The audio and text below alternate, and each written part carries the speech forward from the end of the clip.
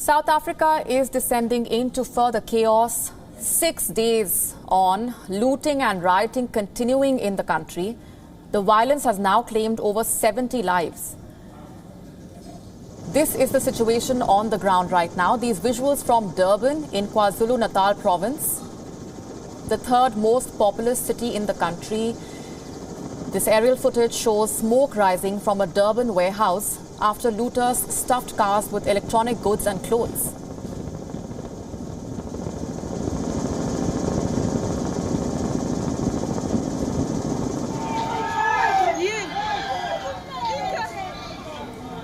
This is another disturbing piece of footage. A mother in Durban was forced to throw her baby to safety after the building they were in was allegedly set on fire by looters.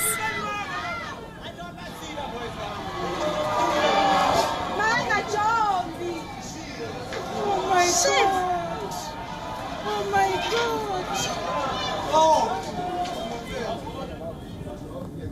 After widespread rioting, the crackdown has started. Police continuing to detain suspected looters and confiscating the looted goods. While in Gauteng province, the looting is still continuing. We're getting you scenes from Ekurhuleni, east of Johannesburg. Despite shops and malls being practically emptied over the last few days, people continue to make their way into buildings in hopes of finding any merchandise still left behind. Countrywide protests were initially sparked by the imprisonment of the former President Jacob Zuma, but have since become more widespread.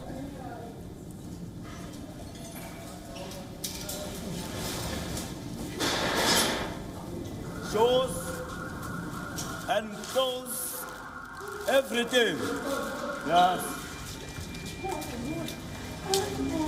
We are not late, we are busy protesting here. Yeah, we are getting inside. Yeah. Bring Zuma, bring Zuma outside. Bring Zuma, replay. Though triggered by the jailing of Jacob Zuma, the unrest reflects growing frustration at the failures by the ruling African National Congress to address the issue of inequality. But on the ground, it is the businesses that are suffering. With almost nothing left in their stores, small shop owners fear that it will not be business as usual going forward.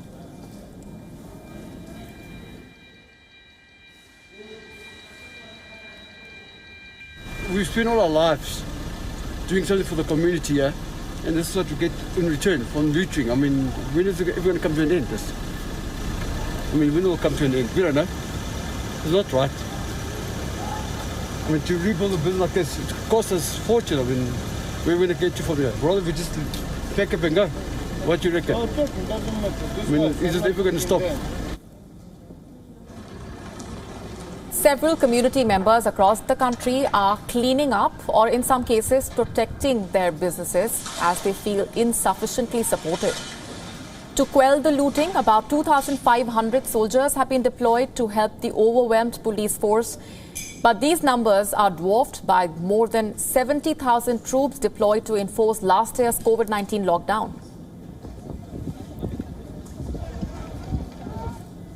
Our correspondent, Calvin Ongmo, has been tracking all those developments on the ground. Earlier today, she sent us this report from Chris Hani Mall in Soweto, that's a township in Johannesburg.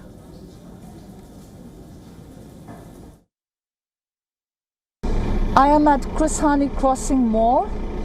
This is the recent mall that has been attacked yesterday by the looters. Part of this mall was also set alight. Here are the firefighters. They were quick to react and they say they were able to douse the fire. They've been busy since yesterday. I spoke to some of them and they said they've been busy since last night. Huge police presence, both from the South African Police Services as well as Ekurhuleni Metro Police Department officials are here. This is one of the trucks that the police has brought to confiscate some of the things that the looters were taking. Here, some of the employees trying to help get whatever they can in the truck. This is actually a butchery that has been looted. So this is the current situation right now.